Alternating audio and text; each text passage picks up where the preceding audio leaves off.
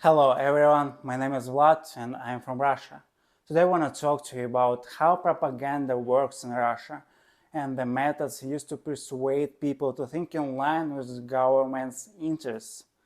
I will tell you about how Russian propaganda has been brainwashing its citizens for over 8 years, turning them into aggressors and haters of all people outside of Russia. These methods have contributed to the fragmentation of the entire society, where longtime friends and even family members stop communicating and hate each other, simply because one supports what is happening while the other does not.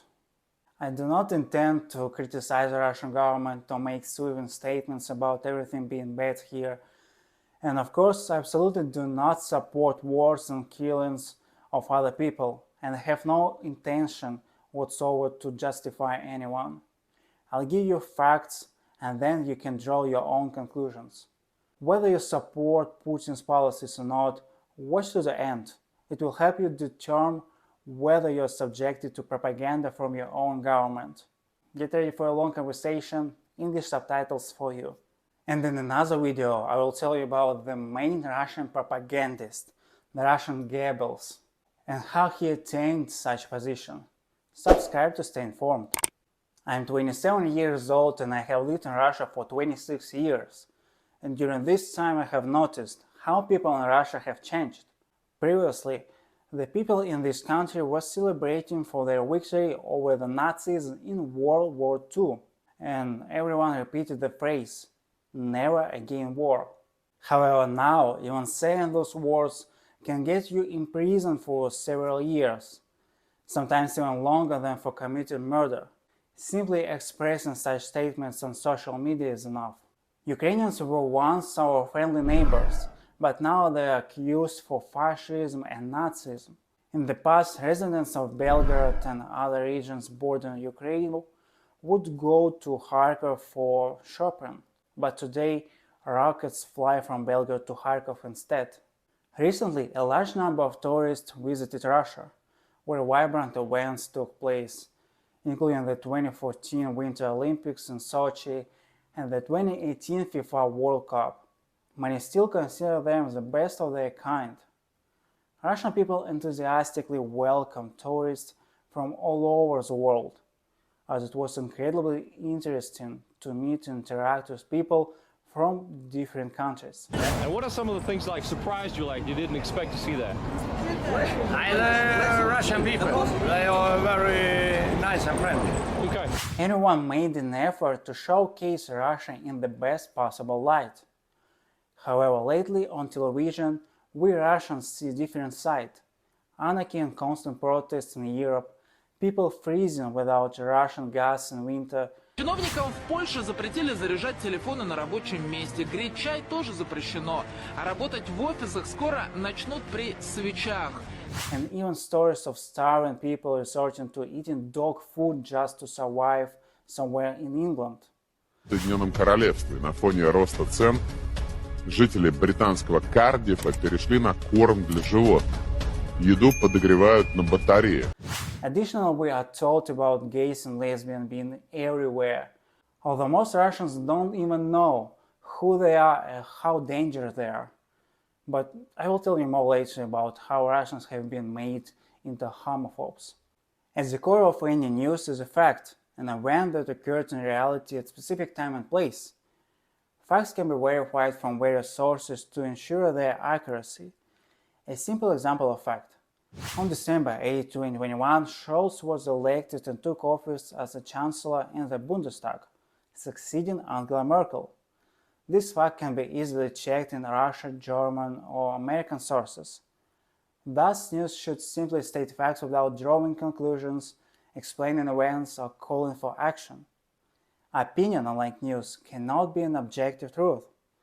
It's merely a point of view that we can either share or disagree with. In every television report on socially important issues, a minimum of 2 opinions should be presented. News should provide facts without importing their own point of view.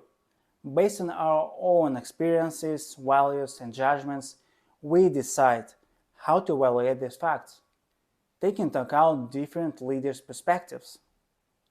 When news becomes one-sided, we are being deceived. When all mass media in a country fall under the control of one person or a limited group in power, they can become instruments of crime and the destruction of society. Over the 22 years of Vladimir Putin's rule in Russia, a propaganda machine has been created and perfected. However, the question arises, what specifically should we propagate? The current regime cannot offer an attractive vision of the future and inspire people to follow it, because its ideology boils down to the phrase «No Putin, no Russia». Не нефть и газ – наше преимущество. Как вы видите, и нефть и газ могут падать в цене. Наше преимущество – Путин, и мы его должны защитить. Спасибо. But what will happen to the country when the president steps down? It will happen sooner or later. It turned out that the regime prefers to avoid conversations about the future, and since Vladimir Putin plans to leave the Kremlin only after his death, how can we explain to people the need for such a long rule? He does not rely on his long family history, but can use the image of an eternal ruler provided by the Soviet soldier. Thus, Russian propaganda has taken on an important and sensitive part of Russian self-identification: the Great Patriotic War. Recognizable images from popular memory are selected without hesitation to explain current events unrelated to that war. The cult of victory was also fostered by the image of victory formed in the post-war years. The Stalinist regime was reluctant to talk about the price of victory, as it would require acknowledging not only the suffering and death of a significant number of people, but also the mistakes made during the war. Victory Day became the main unifying holiday precisely during Putin's time in power. In Soviet times, the main event was the anniversary of the October Revolution, celebrated on November 7. The October Revolution was an armed uprising led by the Bolsheviks in Russia in October 1917, which led to the overthrow of the provisional government and the establishment of communist rule. A parade was held on Red Square on this date. The first Victory Day parade after 1945 took place only 20 years later, in honor of the 20th anniversary of the end of the Great Patriotic War. On that day, Leonid Brezhnev came to power, having personally experienced the war and wanting to pay tribute to his fellow soldiers. Throughout the Soviet era, excluding 1945, the Victory Day parade took place only 3 times. In modern Russia, the analysis and discussion of the post-Soviet period are prohibited.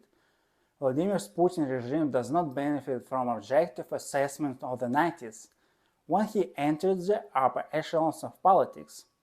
People should not be interested in a detailed analysis of his own rule and rise to power. Therefore, apart from films about the crimes and chaos of that time, nothing else appeared on the screens. In recent Russian history, there is no event capable of uniting the entire country. For society, Russia Day on June 12 or Unity Day on November 4 are simply additional holidays. Few people understand what exactly we are celebrating on these days. The Great Patriotic War affected every family, and propaganda uses these painful memories for its own purposes. It simplifies the complex and tragic events of those years into primitive cliches. Here is black, here is white, as if the war of good against evil is still ongoing, and those who are on our side are heroes and inheritors of the victors, and anyone who opposes us is labeled as Nazis and fascists. Propaganda about the Great Patriotic War proves to be more effective, as it requires fewer resources but has significant impact. And it's no coincidence that Russia's invasion of Ukraine is justified as a struggle against fascism and Nazism. With the collapse of the Soviet Union, Ukraine became an independent state, and a generation grew up that identifies themselves as Ukrainians, speak both Ukrainian and Russian, and independently chooses their president. We have been subjected to manipulation, applying one of the principles of military propaganda, portraying the enemy leader as the embodiment of evil. Propaganda manipulates us, making us believe in things that do not exist in reality. It employs various methods to control our consciousness. The choice of propaganda methods depends on the manipulator's goals. In the next part, we will examine the main techniques and show how false perceptions are being imposed on us. All methods can be divided in 4 groups, using the news pyramid. The entire picture of the world as presented in the news can be broken down into key elements. At the base of the pyramid are facts, events that have occurred in reality. Facts are used to create news. News is natural. It does not provide evaluations or forced conclusions. The next level is opinions, which involve the analysis of news. Here, experts express their views on the events that have taken place. Opinion leaders comment on the news from their own perspectives. Now there are several different viewpoints on the issue that concerns us. We can choose the opinion that we consider well-founded.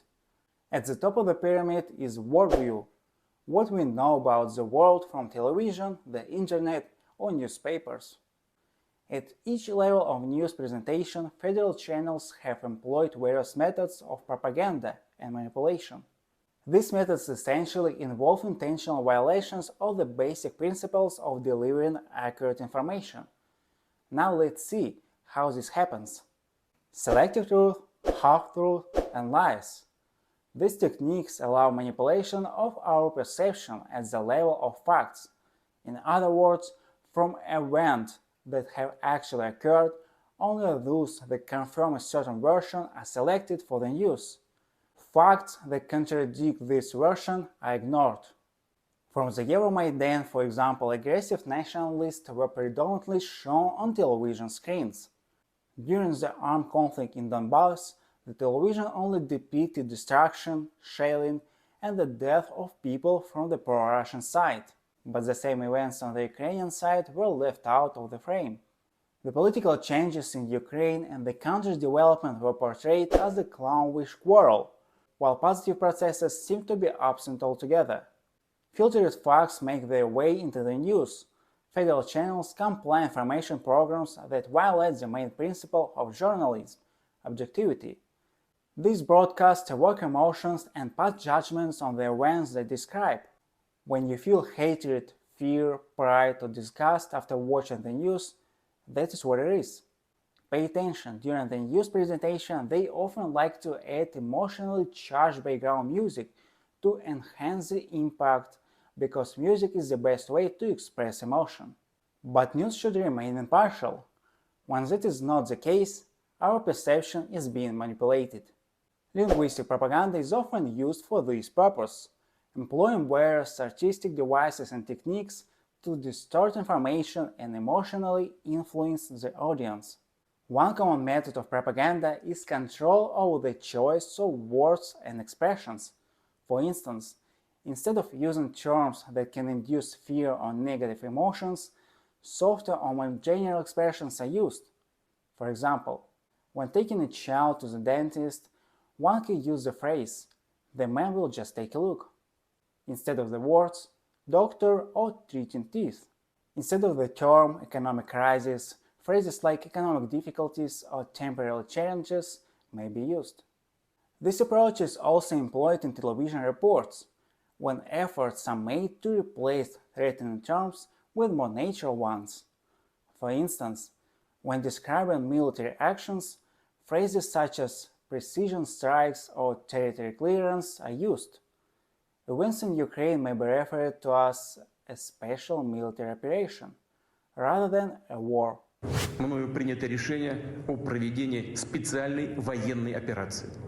The selection of specific words and phrases can alter the perception of events and create certain associations, emphasizing or softening their character depending on the goals of the propaganda. Conversely, an unusual concept can be presented in a crude or derogatory manner to give it a negative connotation. For example, in Russian television news, Ukrainian servicemen are referred to as bloody Ukrainian Nazis, armed groups of neo-Nazi gangs and mercenaries, and Kiev as a terrorist regime. What does the analysis show? It's evident that federal channels have only one point of view, the state's point of view. However, in order to hide the one-sidedness of opinions, propagandists resort to genre tricks. TV programs are filled with political talk shows, and since the beginning of the war in Ukraine, they have been airing non-stop. It may seem like there are many of them, and they create an illusion of public discussion on different channels. But in reality, this same point of view is retold in different tones. Another method used inside shows is the third-party technique. How does it work? People are more inclined to believe judgments expressed by an independent specialist. What do propagandist talk shows do? They bring in supposedly independent experts, such as an American journalist who, upon investigation, turn out not to be actual Americans or journalists. Or they bring in certain pseudo-political analysts who play a role or say what is required. The same technique was used in covering the political life of Ukraine after the Euromaidan, the armed conflict in Donbass, or the invasion of a neighboring country. In describing events in Ukraine, the favorite tactics of federal channels are agenda setting and repetition. No propagandist technique will be successful without constant repetition and assertion that we are supposed to believe. People tend to trust television and are primarily informed about the most important events, while less significant or entertainment-related topics such as culture or sports are pushed to the end of the program. For the past 7-8 years, almost every news broadcast started with what was happening in Ukraine. Federal channels spend entire days dissecting the reactions of Western media, as if foreign publications had no other topics. There are numerous different events happening in the world, but we were told the same thing day in and day out. Our consciousness was manipulated, exaggerating the significance of events that were not actually so significant. Even without the war in Ukraine, there were and still are plenty of problems in Russia. However, instead of addressing those, for 8 years we were told how everything is bad in Ukraine, Europe, and America. Our consciousness was controlled. For a continuous 8 years, we were methodically and persistently conditioned to believe that the problems in a neighboring country are our own problems. But what specific information were we given? That Ukraine is not an independent country at all, that its eastern territories are our land, and that is God's will for us to rid it of all wickedness. And the next logical step was armed aggression. On February 23rd, after the recognition of the self-proclaimed Donetsk and Lugansk People's Republics and the interrogations of generals at the Security Council meeting with Putin, we understood that something was going to happen. At that time, Peskov and Lavrov stated that Russia had never attacked anyone, and all the rumors were Western provocations. On February 24th, around 6 a.m., missiles were launched and Russian troops entered Ukrainian territory. Vladimir Putin declared the goals of a special military operation, which can be summarized as the denazification and demilitarization of Ukraine, bringing criminals to justice and protecting the residents of Donbass. Throughout the course of the war, slogans, objectives, and explanations to the audience have changed. If we compare what we saw in early March with the present, there is a noticeable huge difference. Initially, Russia only targeted military bases, depots, and airfields, but now federal channels show the arrival of cruise missiles and kamikaze drones targeting power plants, central streets of cities, and residential buildings, and even playgrounds. And now it seems to be considered normal. At the beginning of the war, the possibility of annexing Ukrainian territories was denied, and the president also emphasized that only professional military personnel were involved in the operation. 10 months later, the new territories were included in the constitution, and mobilization was announced across the country. In the initial stages, federal channels explained the war in Ukraine as Russia's response to the oppression of the Russian-speaking population and the preventive measures because an attack was being prepared from there. The war was portrayed as a lightning-fast special operation, using high-tech weapons with no civilian casualties. The method of half-truth was used. There was no destruction, only columns of Russian military equipment and cheerful Russian soldiers in clean uniforms. The demonization of the enemy technique justified the invasion, and the control of verbal labels diverted attention from civilian casualties. At the end of March, the Deputy Chief of the General Staff of the Armed Forces of Russia, Sergei Rutskoy, announced a new stage of the war. Russian troops withdrew from the Kiev, Chernihiv and Sumy regions. How to divert the audience's attention from the significant retreat of the Russian army? Here, the method of playing with scale came in handy. The focus in the news was carefully shifted from Kiev to Donbass. The nearby cities gained such importance as if the outcome of the war depended on their capture. Лисичанск медленно, но верно возвращается к мирной жизни. Открыли гуманитарный коридор для выхода мирных жителей с территории завода «Азот» в Северодонецк. People immediately forgot about Kiev, and most did not even notice the Russian troops' retreat. Against the backdrop of military failures, in late September a mobilization was announced. Thus, the war ceased to be a TV series and entered every home of every Russian. What to do with bewildered and frightened people? They start manipulating emotions. If you don't want to support the state, it means you are a coward and a traitor. You must overcome your fear. This method is called the false dilemma. Either you're with us or against us. There are no middle options. Everyone who opposes us is a traitor and a coward.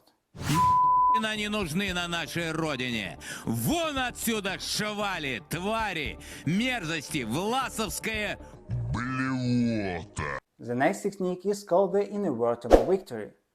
This is when all propagandists shout in unison. Victory is ours. We will win anyway. Russia cannot lose. Не правда, а в правде победа.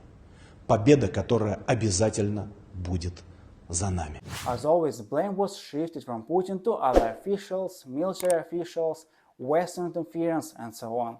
As a result, Russians found themselves in an isolated country engaged in a protracted war, the goals of which were never truly understood. We were simply drowned in this information noise, where it's difficult to grasp the exact goal we are pursuing. In the news, they still talk every day about the courage displayed by Russian soldiers, how they are killing thousands of Nazis and fascists in Ukraine, fighting against the terrifying enemy in the form of Nazi Ukraine and the whole world that has united against Russia with the goal of its capture. We were deceived for years. If lies were previously aggressive and harmless, now they are killing people and destroying everything. Propaganda does not destroy society instantly. Slowly, in small doses, it seeps into our consciousness. As a result, within just a few years, a healthy country goes mad, and people who not long ago cherished the clear sky above their heads and peaceful future for their children now yearn for war and dream of nuclear strike on a neighboring state. Of course, this in no way justifies those Russians who went to fight and kill on Ukrainian soil. However, a large portion of Russians do not support everything that is happening. Many have left their homes and country, and a significant number of Russians are helping and supporting Ukrainians in different countries through various means. Do not let your propaganda demonize millions of people from one nation. There are no bad nations, only bad people. Thank you for watching. See you in the next video.